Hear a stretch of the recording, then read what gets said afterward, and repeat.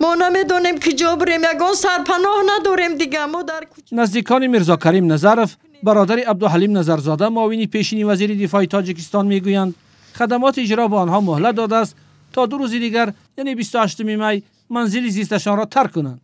خانه مورد بحث در کوچه قراتگینی ناحیه شاه منصور دوشنبه جایگیر است که سال 2016 با حکم کلیگ حربی دادگاه عالی تاجیکستان همچون مالکیت میرزا کریم نظرف اعتراف و مصادره کرده شده است. آنها به نام من شوهر براد پسر به نام من پسر ما آخی در نامی باید دخل نداره. این حجت آخی این همه همیا باده چیزای قانون هیچ خیلی قانونه هیچ خیلی چیزای که ما را یگان میده پشتیبانی نمیکنن.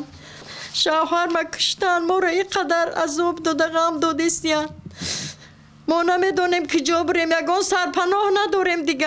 زیاده قربان و همسر میرزا کریم نظرف میگوید پس از حکم مصادره خانه در سال 2016 چون آنها دیگر جای رفتن نداشتند در همین خانه ماندند، زیرا خانه ماه دکبر سال 2014 1 سال قبل از آشوب ناکام عبدالحلیم نظرزاده از طرف شوهرش به او و پسرش هدیه شده است.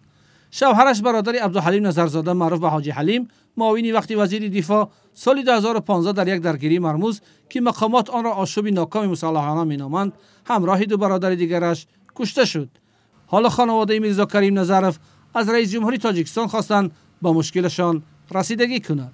اینقدر آدما نمیدونیم که جا بریم، در کوچه زندگی کنیم. پسرام یا تا برادر شوهر ما 10 سال در محسب ششتن برآمدن.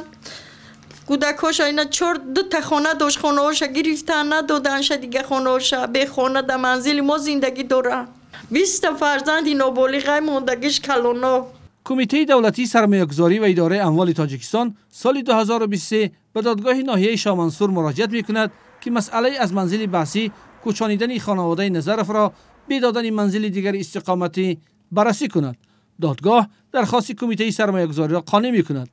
با گذشت نزدیک به 2 سال از حلنامه دادگاه، خدمات اجرایی نزد حکومت تاجیکستان با پیشنهاد نامه به این خانواده و نهادهای دیگر از جمله شعبه کارهای داخلی ناحیه شاه منصور طلب کرده است تا 27 می مسئله داوطلبانه خالی کردن خانه حل شود.